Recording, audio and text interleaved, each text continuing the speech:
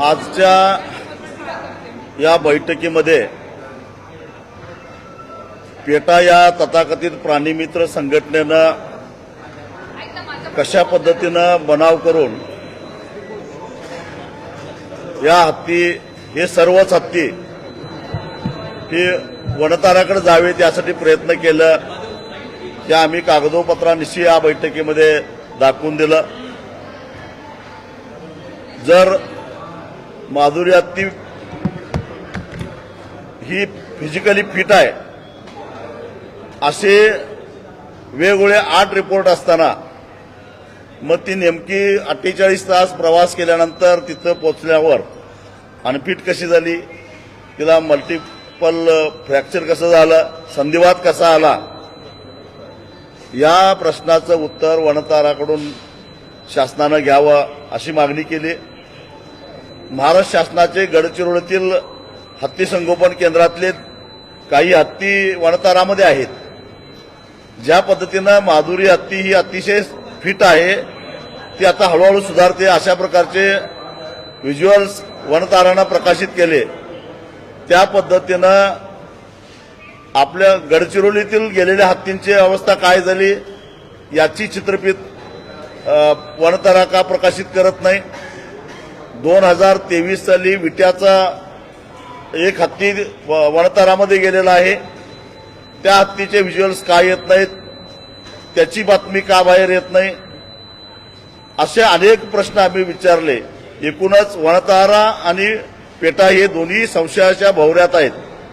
खुद्द उपमुख्यमंत्री अजितदादा पवार यांनी सुद्धा सांगितलं की माझी माहिती अशी आहे की 3 ते 4 हत्ती वनतारामध्ये गेलेले आहेत पण ते आज हयात नाहीत। मग याचं कधीतरी याची माहिती घ्यावी लागेल।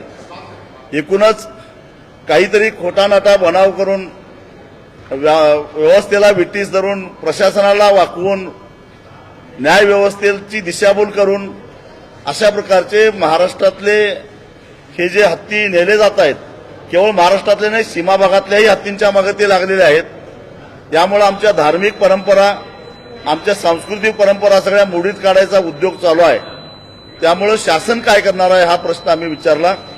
त्यावेळी मुख्यमंत्र्यांनी सांगितलं की या माधुरी हत्तीच्या निमित्तानं पुन्हा एकदा सुप्रीम कोर्टामध्ये रिव्ह्यू पिटिशन मठाच्या माध्यमातून करण्यात यावं आणि महाराष्ट्र सरकार त्याला इंटरव्हेन्शन त्याच्यामध्ये पार्टीवेल इंटरव्हेन्शन पिटिशन दाखल करेल आणि ही सर्वसामान्य जनतेची जी काही जनभावना आहे ती महाराष्ट्र शासनाच्या माध्यमातून सुद्धा आम्ही मांडू आणि कदाचित हे जे पाळीव हत्ती आहेत, कॅप्टिव्ह हत्ती आहेत, त्यांच्यासाठी उपचाराची त्यांना संवर्धनाची जबाबदारी राज्य सरकार घेईल।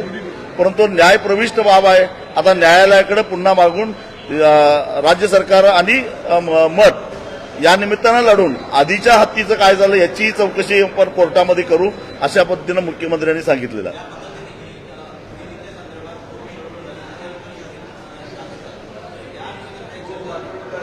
दुर्दैवानं जनता रस्त्यावर आल्यावर मग शासन जागं झालेलं आहे। शासन आधी जागं व्हायला पाहिजे होतं, कारण राज्य शासनाचे हत्ती संगोपन केंद्रातले सुदृढ हत्ती आजारी आहेत असा बनाव करून नेलेले आहेत आणि माझी अशी माहिती आहे की त्या हत्तींची तब्येत सुद्धा आता फारशी चांगली नाही आहे। एवढंच नव्हे, त्रिपुरातून आसाममधून सुद्धा मोठ्या प्रमाणामध्ये हत्ती आलेले आहेत आणि तिथल्या प्राणीमित्रांनी रोहित चौधरी नावाच्या एका प्राणीमित्रानं HPCL सुद्धा काही प्रश्न केलेले आहेत की तुम्ही अशा प्रकारचे तुम्ही हत्ती नेले, त्याचं काय झालं।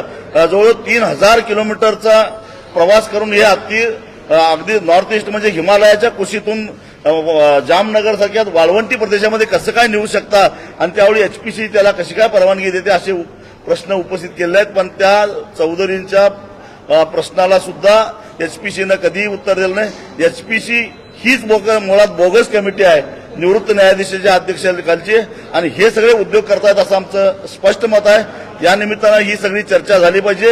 एक तर 5 महिन्याची गरोदर असणारी हत्तींसुद्धा 3000 किलोमीटर प्रवास करून आणण्यात आलेला आहे। म्हणजे खऱ्या अर्थानं प्राण्यांचा छळ हे पेटा करतंय, प्राण्यांचा छळ हे वनतारा करतंय आणि पाळीव हत्ती ज्यांनी श्रद्धेने पाळतात, हत्तीला देव मानतात लोक, त्यांच्यावर विनाकारण आळ घेतला जातो असं आमचं मत आहे।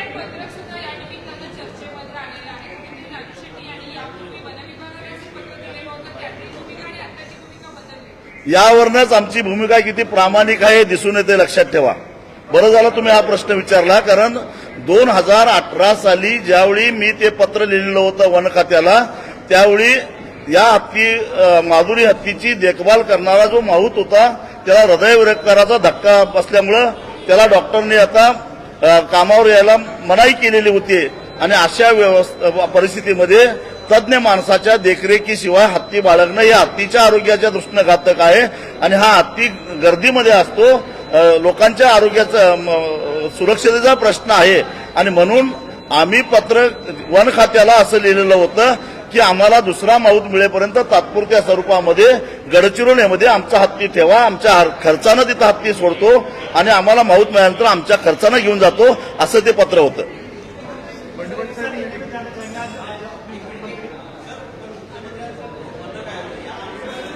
मुख्यमंत्र्यांनी सांगितलं की शासन तुमच्या बाजूने राहील, मठातला सर्वतोपरी मदत करेल असं मुख्यमंत्र्यांनी सांगितलं.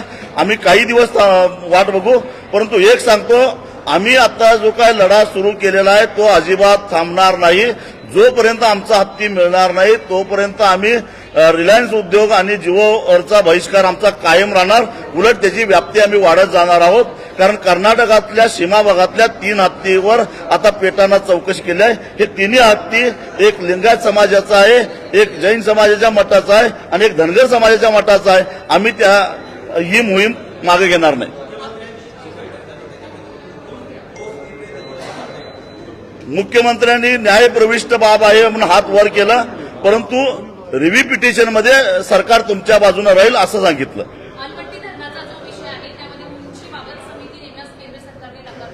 आलमट्टीचे धरण बांधून झालेलं आहे, फक्त पाणी साठवायला उंची वाढवायला परवानगीचा मुद्दा आहे, पण बर्गे लावायला. परंतु आमचं असं म्हणणं आहे की केंद्र सरकार बोटचेपी भूमिका घेत आहे. केंद्र सरकारनं खडसावून सांगायला पाहिजे, विशेषतः केंद्रीय जल आयोगानं खडसावून सांगितलं पाहिजे की जशी आलमट्टीच्या पाणी साठवण्याची उंची वाढेल तसं पाण्याच्या प्रवाहाचा वेग कमी होईल. पाण्याचा प्रवाहाचा वेग कमी झाला तर डोंगरावरनं येणारं पाणी वेगात येईल आणि ते पाणी सगळं पसरून सांगली आणि कोल्हापूर जिल्ह्यामध्ये पसरून महापूर तयार होतो. हे त्याचं साधं कारण आहे.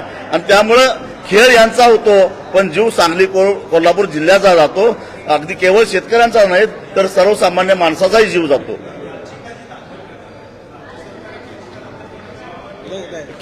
मठ नांदणी मठ जी याचिका दाखल करणार आहे, पुनर्विचार याचिका दाखल करणार आहे, त्याच्यामध्ये राज्य सरकार सहभागी घेणार आहे.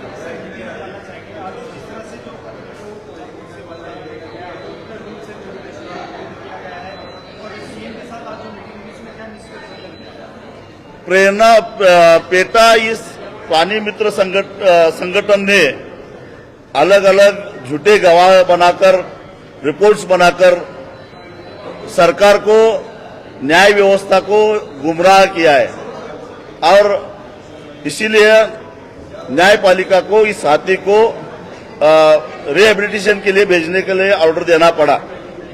शक इस बात की है कि हमारे सरकार के अनेक रिहेबिलिटेशन सेंटर है, गढ़चिरौली में है, कर्नाटक सरकार के है, केरल के है, लेकिन बार बार एचपीसी और पेटा मांग करते रहे कि इसको इस सभी हाथी को वनतारा में भेजना चाहिए। यही शक का हमारा सबका सबसे बड़ा शक है, क्योंकि ये सब गवाह प्लांट कर रहे हैं और हाथी को चुरा रहे हैं। हमारी जो धार्मिक परंपरा है, हमारी जो संस्कृति है वो तोड़ने की कोशिश कर रहे हैं, लेकिन हम चुप बैठेंगे नहीं। इनका सारा खोखलापन हम साबित करेंगे। हम कुछ दिन तक रुकेंगे, लेकिन आज हमारा जो बॉयकॉट रिलायंस ये जो मुहिम है वो हम अभी सिर्फ महाराष्ट्र में, अब हम कर्नाटक में जाएंगे, मध्य प्रदेश में जाएंगे, राजस्थान में जाएंगे, पूरे देश में हम ये हमारा जो मूवमेंट है ये फैलाएंगे। सीएम ने कहा कि सुप्रीम कोर्ट का निर्णय है, अब रिव्यू पिटीशन करना ही पड़ेगा और रिव्यू पिटीशन करने के बाद राज्य सरकार भी अपनी पूरी टीम के साथ इस रिव्यू पिटीशन में साथ देगी। आजच्या बैठकीमध्ये बेसिकली जे निर्णय शासनाने घेतलाय तो मान्य आहे का, तो दिलासा देणार आहे का? नाही, आता तांत्रिक मुद्दा सुप्रीम कोर्टामध्ये आहे आणि सुप्रीम कोर्टाच्या ऑर्डरमध्ये काही स्पष्टपणे निर्देश दिले असल्यामुळं सुप्रीम कोर्टात जाण्याशिवाय पर्याय नाही. HPC पुढे जाऊन तो मार्ग निघणार नाही आणि म्हणून मठसंस्थान हे सुप्रीम कोर्टामध्ये जाईल. सरकार सकारात्मक बाजू तिथं मांडेल असं आम्ही सरकारला विनंती केलेलं आहे. आम्हाला तीच अपेक्षा सरकारकडून आहे, कारण की सरकारच्या वन खात्याचे रिपोर्ट जे आहेत त्या रिपोर्टवरच HPCनं निर्णय घेतला, सुप्रीम कोर्टानं त्याच्यावर शिक्कामोर्तब केला. त्यामुळे या सगळ्या प्रकरणामध्ये गव्हर्नमेंटची भूमिका, सरकारच्या वन खात्याची भूमिका ही अत्यंत महत्वाची असणार. ही भूमिका जर सक्षमपणे सरकारनं मांडली सुप्रीम कोर्टात तरच हा हत्ती मिळायला आम्हाला मदत त्या ठिकाणी होणार आहे. आणि म्हणून बॉल आता सुप्रीम कोर्टामध्ये गेल्यानंतर सरकार कशा पद्धतीनं भूमिका मांडते, आज तरी सकारात्मक भूमिका सरकारनं घेतलेली आहे. आम्ही त्याचं निश्चितपणे स्वागत करतो आणि लवकरात लवकर हा हत्तीने मठामध्ये मिळावी एवढीच आम्हा सगळ्यांची अपेक्षा असणार. सर, हिंदी में जानना चाहेंगे कि जो फैसला आज लिया है सरकार ने वो आपको मानने के क्या, और उससे फिर बाद में यहाँ पे कोल्हापुर में आएगा. कोल्हापुर और महाराष्ट्र और पूरे देश में जन प्रक्षोभ होने के बाद सरकार जग गई और आज एक बैठक बुलाई जिसमें हमें सबको बुलाया गया. इसमें सरकार ने सकारात्मक स्वरूप में सुप्रीम कोर्ट में इंटरवेंशन जो याचिका जाएगी उसमें वो खुद इंटरवीन करेंगे ऐसा हमें बताया गया है. हम यही चाहते हैं कि ये जो निर्णय हुआ है हाईकोर्ट और सुप्रीम कोर्ट में वो सरकारी रिपोर्ट के ऊपर हुआ है, फॉरेस्ट डिपार्टमेंट के रिपोर्ट के ऊपर ये निर्णय हुआ है. तो हम चाहते हैं कि फॉरेस्ट डिपार्टमेंट आगे जाके ये माधुरी हत्तीनी मठ को मिले, इसके लिए पॉजिटिव अपनी भूमिका सुप्रीम कोर्ट में रखे, यही हमारी सरकार से मांग है. चला, बघितलेलं नाही आम्ही, त्याच्यावर बोलले मग सांगितले की त्याच्यावर माझं एवढंच उत्तर आहे. माधुरी हत्तीनेचा जसा व्हिडिओ टाकलेला आहे तसा विट्यातून 2023 साली नेलेल्या हत्तीनेचा पण टाकावा.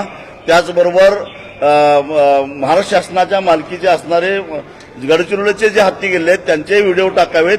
दूध का दूध, पाणी का पाणी झाल्याशिवाय राहणार नाही.